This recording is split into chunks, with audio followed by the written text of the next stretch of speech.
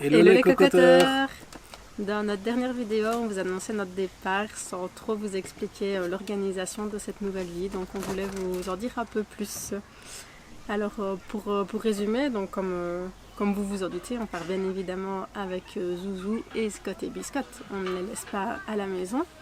Et puis question itinéraire, on n'a pas tout à fait un itinéraire prévu.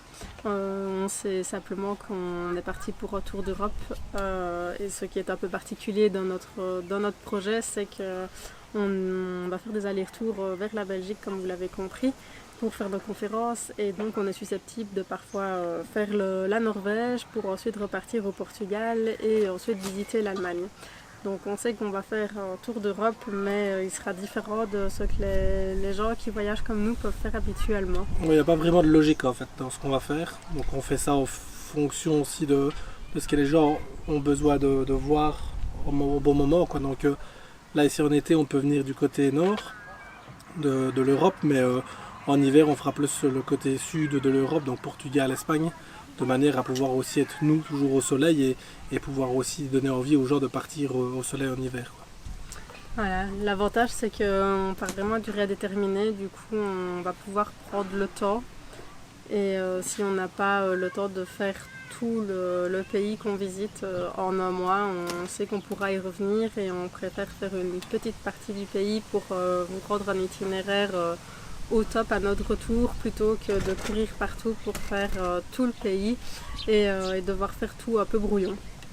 Ouais, voilà, parce que aussi la routine qu'on avait avant, c'était métro boulot dodo voyage, et ça j'ai plus trop envie de le faire. Avant je pouvais faire 1200 bornes en une fois, 4 heures et pipi pour les chiens, et puis c'était bon, quoi. Donc là maintenant c'est un peu fini tout ça. J'aime bien prendre mon temps, comme on dit, le slow travel, donc c'est vraiment plus intéressant au point de vue aussi au point de vue, comment expliquer, du corps, on va dire, parce que la fatigue n'est pas présente à chaque fois. Il y aura de la fatigue, parce que bon, on voyage non-stop aussi, mais c'est plus reposant, quoi, comme voyage, comme type de voyage qu'on faisait habituellement, toujours courir pour voir le plus possible, quoi.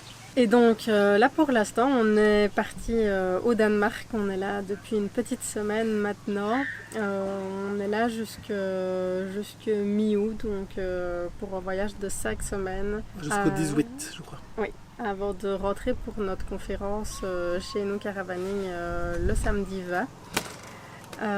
Pour ensuite repartir vers Düsseldorf au salon du Mobilhome, qui est un salon énorme et que vous ne devez rater sans aucun prétexte si c'est le mode de voyage qui vous intéresse, parce que c'est là que vous y verrez vraiment tout ce qui est possible de faire, et c'est vraiment un endroit qu'on apprécie faire chaque année, même si ce n'est pas dans notre idée pour l'instant de changer de véhicule. On adore aller voir. Ça nous fait rêver. Voilà, ça fait rêver, et puis c'est là qu'on rencontre des gens qui sont dans le même trip que nous, et donc c'est toujours intéressant pour vous aussi si vous êtes dans cette démarche. Je tiens à dire quand même que si vous entendez du bruit ici, c'est parce qu'on est dans un camping actuellement pour Zouzou. Parce que Zouzou voulait aller à la piscine et voir les animaux, donc on a trouvé les deux. On a trouvé des animaux et la piscine dans le même camping, donc voilà. Si vous entendez un peu des cris d'enfants, il n'y a pas de torture, mais voilà, c'est juste qu'on est au camping. Voilà. Et pour la suite, après, c'est un peu plus vague.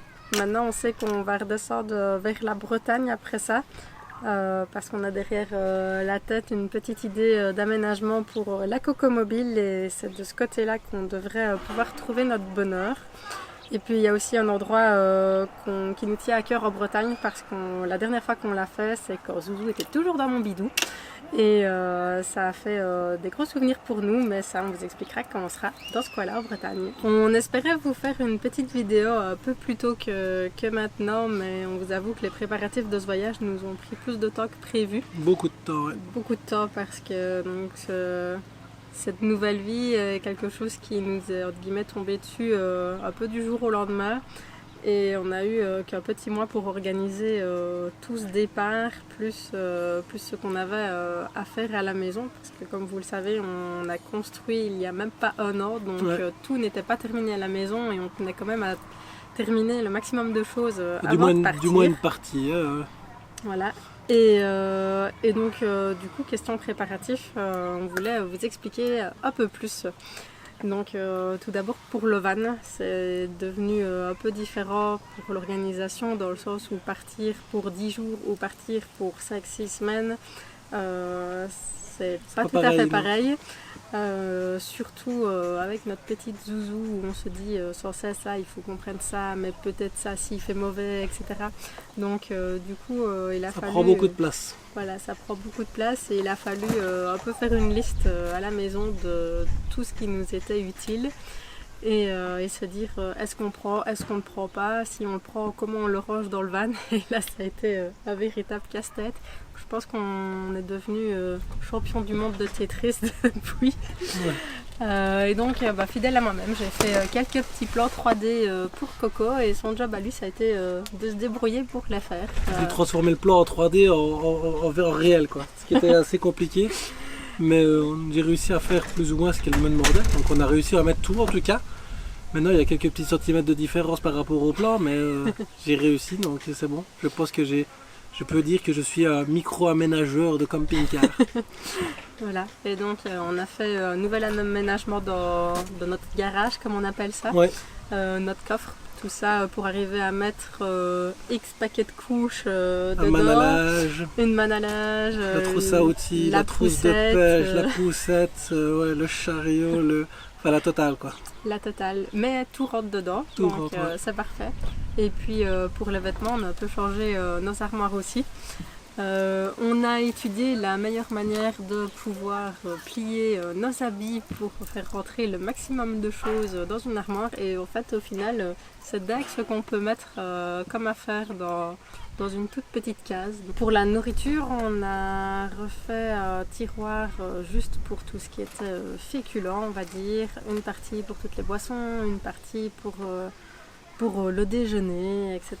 Et le reste, on a fait un aménagement en dessous de notre lit en fait pour pouvoir ranger nos fruits et légumes et tous nos paniers quand on va au marché. Donc c'est beaucoup plus pratique qu'avant et on gagne pas mal de place de ce côté-là. Ouais, d'ailleurs, maintenant quand elle fait les courses, elle prend juste un sac qui représente le panier et en fait elle remplit le sac. Une fois que le sac est rempli, elle sait bien qu'elle a les courses pour remplir le panier complet, donc elle revient, on range tout dans le panier ce qu'il faut. Pareil pour le frigo, un sac ça remplit le frigo et ainsi de suite, donc on a trouvé une petite routine à ce niveau-là. Donc voilà c'est et bien. c'est plus simple dans le sens où avant on faisait les courses entre guillemets avec ce qu'on voulait dans le magasin et puis on rentrait dans le van et on se disait ah il y a rien qui rentre dans le frigo. Et donc sur ce coup-là il nous aurait fallu du temps mais je pense que là on a trouvé la bonne méthode. On a aussi tenu à laisser certaines cases vides, dans le sens où on se dit qu'on va voyager pas mal et qu'on aura parfois envie de ramener certaines choses. Donc si vous êtes dans l'idée de faire comme nous, pensez-y, parce qu'on a souvent tendance à remplir tout le van et se dire ah c'est bon on a casé le maximum de choses ouais. Et puis une fois qu'on est en voyage on se dit ah ça c'est super joli on aimerait bien le ramener mais en fait c'est absolument pas possible de le faire rentrer et donc vous laissez votre souvenir là-bas parce que vous n'avez simplement pas d'autre choix. Ouais bon maintenant il faut penser quand même que c'est un casier de 30 sur 30 de chez Ikea donc il ne faut pas non plus ramener des tableaux de 6 mètres sur 2 donc mais voilà on a un petit casier de 30 sur 30 pour ramener des souvenirs, ramener quelque chose que quelqu'un voudrait, de la famille ou quoi, peut-être, voilà. Sur un voyage, voilà, c'est toujours assez facile de faire comme ça, beaucoup plus facile. Voilà, par rapport à nos boulots, on voulait vous expliquer aussi parce que beaucoup d'entre vous se demandent ce qu'on devient, alors tout simplement on devient créateur de contenu touristique à temps plein. On devient conférencier par rapport à notre mission envers et nos caravaning pour partager nos itinéraires. Ouais. Et moi j'étais deviseur en construction et donc je passe deviseur indépendante pour continuer mon job à distance et prospecter toujours mon travail dans ce domaine-là. Ensuite par rapport à l'école, il y en a aussi beaucoup qui se le demandent. Pour l'instant ça ne nous pose pas problème parce qu'il est mis n'a pas l'âge et n'a même pas encore les 2 ans. Maintenant, notre idée est d'une fois qu'on sera arrivé à ce stade, de poursuivre son éducation en IEF, donc à distance, pour tous ceux qui se le demandent. c'est tout à fait possible à partir du moment où votre travail justifie le fait que vous deviez être à l'étranger. Donc, ça peut être plus compliqué comme démarche si ce n'est pas le cas, mais une fois que votre travail le justifie, ça ne pose vraiment pas de souci pour l'instant en Belgique. Donc voilà, on ne se tracasse pas de ce côté-là pour le moment. Par rapport à notre appréhension sur cette nouvelle vie et cette nouvelle aventure, on voulait vous revenir sur ce qu'on pensait qu'allait être positif et négatif. Et puis on se réjouit nous aussi de regarder à nouveau cette vidéo dans 6 mois ou 1 an et voir si on se trompait ou si on était sur la bonne voie. Donc par rapport à la vie quotidienne, on se dit qu'on va quand même vivre d'une manière beaucoup plus écologique et encore plus minimaliste qu'avant, même si on était déjà énormément dans cette démarche. Ouais. Ici on est entre guillemets parfaitement autonome en énergie, on doit juste faire le plat d'eau et de gaz. La consommation de l'eau, on est à 100 litres tous les 3 jours avec la petite. 4-5 jours on tenait ça à la petite, mais avec la petite, vu qu'il fait chaud, on lui fait prendre des bains, on lui fait genre de petites piscines, donc on consomme un tout petit peu plus, mais 100 litres sur 3 jours, 4 jours, c'est vraiment rien du tout. Donc je vois venir aussi ceux qui disent que vu qu'on roule avec le van, que c'est un diesel et que ça consomme et que du coup ça pollue aussi, mais en fait une fois que l'année sera écoulée et qu'on aura fait donc 1 an de tour d'Europe, on aura consommé 3 fois moins de diesel certainement que si on était toujours au travail, parce que sa voiture plus la mienne, faire les allers-retours tous les jours pour le travail et revenir, et donc ça consomme énormément et donc ça pollue beaucoup plus. Donc je crois qu'au niveau écologique, on n'aura pas trop à se plaindre. À nous deux, presque 6000 km par mois pour aller travailler avant, et on ne fera jamais ça avec le van en partant pendant 1 mois. Ouais, voilà. Par rapport à la famille et l'entourage, ce qu'on pense qui va être positif en premier pour nous, c'est de pouvoir vivre H24 avec notre petite zouzou, et ça, c'est ça n'a pas de prix. Le meilleur point positif de cette aventure.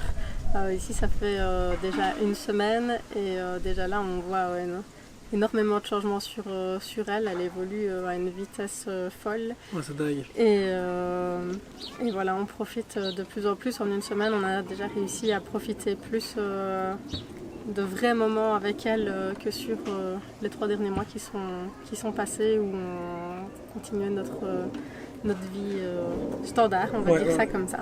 Même par rapport aux chiens, je trouve que les chiens ont aussi le plaisir d'être avec nous un peu plus souvent, parce qu'on parle toujours de Zouzou, mais il y a Scott et Biscotte aussi, et je crois que eux, le fait qu'on aille travailler tous les jours et revenir à la maison, de s'occuper de la petite et pas d'eux, donc on n'avait vraiment plus du tout le temps pour eux, que là, la petite ici actuellement elle est en train de dormir, elle fait sa sieste, j'ai été promener les chiens, j'ai été les lâcher, je peux m'occuper d'eux autant de fois que je le veux sur la journée, parce que vu qu'on est tous les deux là, quand il y en a un qui ne travaille pas, l'autre peut s'occuper de la petite, mais si elle dort, il peut s'occuper des chiens. Donc je trouve que même pour les chiens, ça fait un plus pour eux, quoi.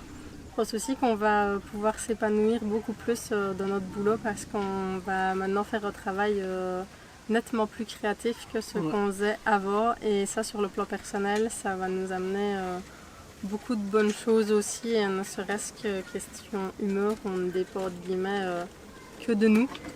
Si on a envie de bosser beaucoup d'un coup, on le fait. Si on n'a pas envie, on stoppe et on recommence à un autre moment. Si on veut travailler la nuit de nuit, on le fait. Le soir, c'est souvent plus le soir, toi, elle. Oui. Donc elle travaille beaucoup plus le soir. Moi, je suis plutôt... c'est aléatoire, voilà. Je prends mon PC, j'y vais, je fais les 2-3 contenus que j'ai à faire. Ça dépend un petit peu. Moi, c'est vraiment très aléatoire. Elle aime vraiment beaucoup la soirée, donc ça nous arrange bien, on s'entend bien à ce niveau-là. Donc on trouvera au fur et à mesure des routines. Le plus compliqué, c'était toujours avec la petite. Ouais. Parce que si elle ne veut pas dormir, si c'est le moment où j'avais envie de travailler, c'est la cata. Parce que pendant que je travaillais, elle était peut-être occupée à nettoyer, à ranger. Donc on ne sait pas le faire. Donc il y en a un des deux qui doit arrêter sa tâche. Donc c'est ça qui va être le plus compliqué, c'est à ce niveau-là, par rapport à la vie de famille et le travail. Une chose en plus qui est pour nous positive, c'est de ne plus jamais devoir mettre notre réveil. Ah ouais, ça c'est Ceux qui me connaissent personnellement savent que c'est une catastrophe pour me lever le matin. On va parler de réveil électronique, bien sûr, parce qu'on a un réveil humain. Voilà. Donc on fait des 2 réveils sur 4 canins. Donc voilà, ces réveils-là. On peut dire qu'on est vite réveillé avec ça. Donc voilà, on ne se lève pas spécialement plus tard qu'avant. Non. Mais le fait de se dire on se réveillera Quand on se réveillera. quand on, Enfin, quand le on nous veut, réveillera. et généralement on suit beaucoup plus le soleil en fait de Ouais. cette manière-là. Et à nouveau sur notre forme à nous, ça se ressent. Ouais, beaucoup, surtout sur la mienne. Hein. Ouais. Parce qu'avec les feux continus que je faisais quand je travaillais, j'étais complètement décalé et là je suis toujours encore un petit peu, donc il faudra un certain temps avant que ça se remette en place parce que le corps travaille d'une certaine manière pendant longtemps, donc il s'habitue à cette manière de travailler, donc de se réveiller et ainsi de suite. Et je crois que là je suis toujours un tout petit peu décalé, mais beaucoup moins Ouais. qu'avant, quoi. Par rapport à nos amis et notre famille, pour certaines personnes ça a été plus compliqué que pour d'autres. Maintenant, notre avis à nous, c'est que ça va quand même nous apporter du positif dans le sens où au final, on va donner beaucoup plus de nouvelles à notre entourage que ce qu'on le faisait habituellement, étant donné qu'on partage tout notre voyage. Et il est clair que quand on travaillait, on ne partageait pas toute notre journée du matin au soir. Voilà, à nos parents ou nos amis. Et puis quand on va rentrer en Belgique, vu qu'on rentre quand même environ 8-9 fois sur l'année, on va profiter de tous ces moments 10 fois plus que ce qu'on pouvait le faire on profitera avant. d'eux différemment, quoi. Voilà. Et puis pour nous, parce qu'on va quand même vivre H24 ensemble aussi, je pense que durant ces semaines, on va pouvoir faire Aller des voir choses chacun de un son peu, côté. des choses chacun de son côté et pouvoir faire, voilà, se retrouver tout seul un petit peu aussi. Et, Ouais. Aller voir les amis séparément aussi Voilà. quand on a envie. Et puis, voilà, donc pour nous, on pense que même si ce sera parfois peut-être un peu difficile, je pense qu'il y aura plus de positif que de négatif dans cette histoire-là. Par rapport à notre vie quotidienne, moi je me dis qu'on va pouvoir faire un peu mieux à manger. Ou en tout cas, j'espère pouvoir reprendre beaucoup plus le temps de cuisiner que ce que j'avais à la maison. Ouais. Et, D'ailleurs, elle a fait des crêpes aujourd'hui. oui, j'ai fait des crêpes. Et je les ai réussies. Parce qu'entre cuisiner et réussir ce qu'on cuisine, c'est encore une marge. Voilà, on a même pris la yaourtière dans le van. On a réussi à la mettre. On a réussi et puis on a le four maintenant. Donc voilà, Ouais. on va pouvoir se refaire de bons Et mon petits plats. nouveau barbecue que vous avez certainement vu sur la photo dans la story, je crois que tu l'as mis. Ouais. Donc voilà. Donc là, on est équipé pour bien Voilà. faire à manger, pour profiter de faire à manger en famille en plus. Donc Voilà. même Zouzou s'y met. Donc c'est bien. Voilà. Et puis aussi, on va pouvoir se permettre d'aller au marché, je ne vais pas dire tous les jours, mais pratiquement, et pouvoir manger du frais continuellement. Donc certains se demandent parfois comment on peut faire avec un minuscule frigo dans le van, mais c'est tout simplement parce qu'on vit beaucoup plus au jour le jour. On n'a pas besoin de faire les courses pour un mois d'affilée comme on pouvait le faire à la maison. Et donc, on n'a absolument aucune utilité d'avoir un congélateur énorme Non. ou un frigo de 4 fois la capacité de ce qu'on peut avoir. Et Et puis on mange local en faisant ça parce que voilà. quand on va faire des petites courses sur les marchés, donc tous les 2-3 jours on peut tomber sur un marché. Pas toujours, des fois on ne tombe pas du tout, mais bon voilà. Mais on mange local, donc ça revient aussi au poids de l'écologie. Donc c'est important pour nous de pouvoir aller chercher chez les petits producteurs. Et il y a aussi également les fermes directement sur place où on peut passer chercher les œufs, on peut passer chercher la viande. Donc ça c'est intéressant aussi. Ça dépend le pays bien sûr, mais la majorité des pays ont ça de toute manière. Donc voilà. Ça revient sur les petits points négatifs. C'est qu'à la maison, on avait quand même une routine pour faire les courses. On savait qu'on allait dans tel magasin pour choisir par exemple tout ce qu'on achetait en vrac. Et puis une fois par mois, je faisais les courses pour tout ce qui était conserve, etc. Et ici, on a plus cette habitude-là. On doit sans cesse se réadapter à un nouveau magasin, à une nouvelle chaîne même de magasins. Parce que bon, ici, pour l'instant, on est au Danemark. C'est clairement pas les mêmes magasins que ce qu'on avait chez nous. Et du coup, on doit même s'habituer à la langue parce qu'on ne comprend rien du tout de ce qui est marqué On sur le doit- paquet. Donc, on regarde, on se dit ça ressemble de la viande, donc on va prendre ça pour manger ce soir. Mais bon, voilà. Voilà, et il y a ça. On Et teste. puis par rapport à la monnaie, parfois aussi, parce qu'ici on est au Danemark, c'est pas en euros. Non, Donc ça il faut prend faire la conversion. Maintenant, ça nous aide peut-être à justement gérer un peu mieux le budget parce qu'on regarde sans cesse pour convertir en euros combien ça peut faire. Donc au final, Surtout que la vie est c'est plus mieux. chère ici, donc on doit vraiment faire attention à tout. Ouais. parce que tout est vraiment vraiment plus cher quoi. Donc C'est ça. c'est dingue. On s'attendait pas à ça ici, mais Pas à ce mais point-là, maintenant en tout on cas. savait que c'était plus cher, mais pas à ce point-là pour certaines choses. Tout n'est pas plus cher, c'est pas vrai, mais voilà, il y a des choses qui sont vraiment c'est aberrant quoi. Donc, à part voilà, on a été au restaurant, on a vu des plats qui étaient plutôt dans nos prix à nous. Maintenant, si on veut commencer à avoir des boissons avec, ça coûte directement beaucoup plus cher quoi. Voilà. Voilà. Et pour la suite des points négatifs, on a parlé des courses, mais il y a aussi tout ce qui est vaisselle et lessive. Donc il est clair que nous n'avons pas emporté notre lave-vaisselle avec à la maison. Il n'était pas sur le plan. Donc on se remet à faire à la vaisselle à la main, mais au final on a tout le temps de le faire et quand on le fait de suite, au final on est que 3, on n'a pas énormément de vaisselle non plus, donc jusque là en tout cas ça nous pose pas de problème. Ce sera sûrement pas le cas tous les jours, mais Voilà. voilà. Puis on a des petites astuces aussi pour cuisiner avec une seule casserole. Voilà. Pour certains plats, on a besoin que d'une seule casserole et c'est un plat complet directement cuit dedans. Donc du coup, on n'a qu'une casserole et puis les couverts et les assiettes, quoi. C'est ça.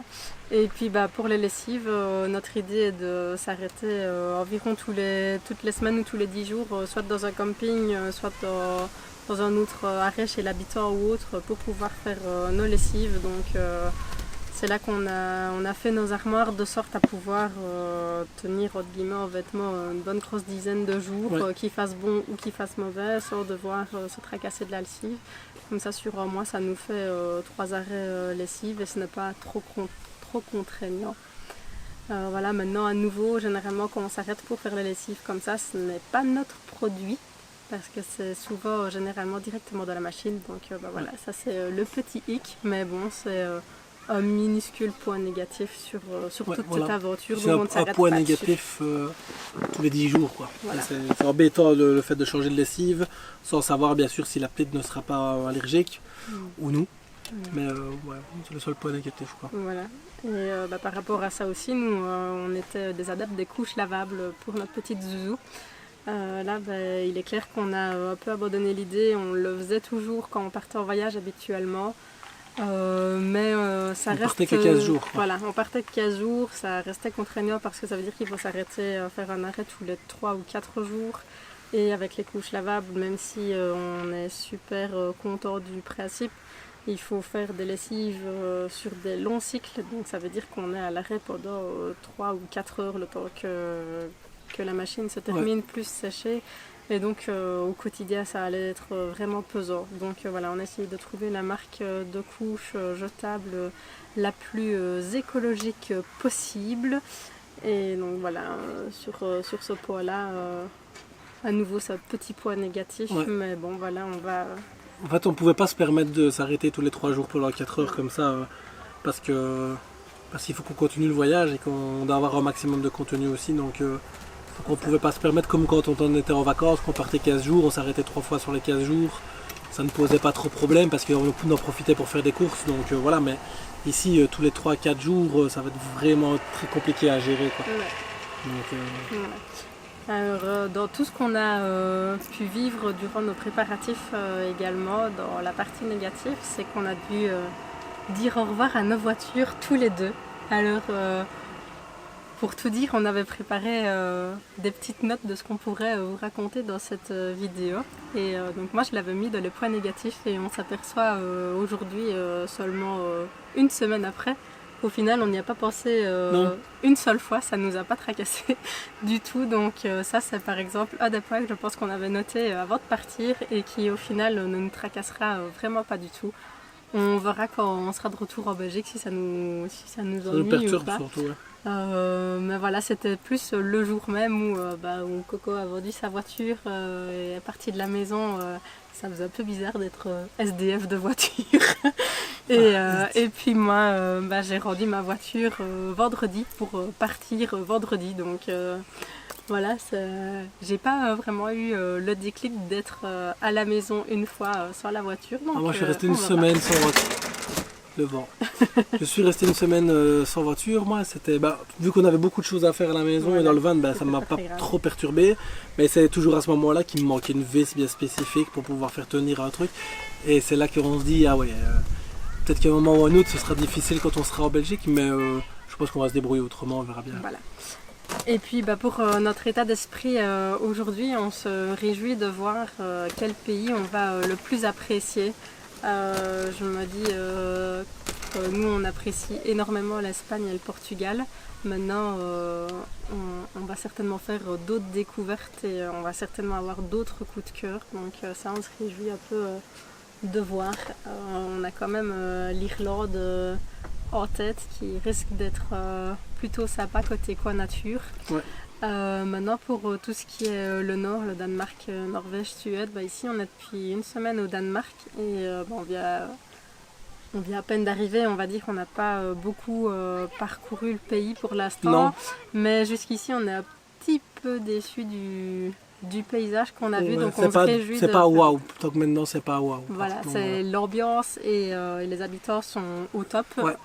On aime beaucoup leur ambiance yugo, comme ils appellent ça. Mais question paysage, on a déjà vu beaucoup mieux. Donc on se réjouit de voir la côte ouest qui est, je pense, plus sauvage, plus sympa et plus sauvage que où on est pour l'instant. Mais on a rencontré des Français aujourd'hui qui en reviennent et qui nous ont dit qu'il pleuvait. Donc on ne se dépêche pas d'y aller. Voilà, on va attendre encore un petit peu ici parce qu'ici il va pouvoir aller 25, 27 degrés pour le moment. Voilà. Et donc là, il fait très très bon et c'est bizarre parce que actuellement sur la côte ouest il fait 16 degrés et il pleut. Donc donc à voir, on va attendre un petit peu, voir un peu si la météo s'améliore avant d'y aller. Voilà. Et je pense que pour l'instant c'est tout ce qu'on avait à vous dire. Donc on va vous faire de gros bisous et vous dire on se dit à très vite. À très vite. Bisous les cocoteurs.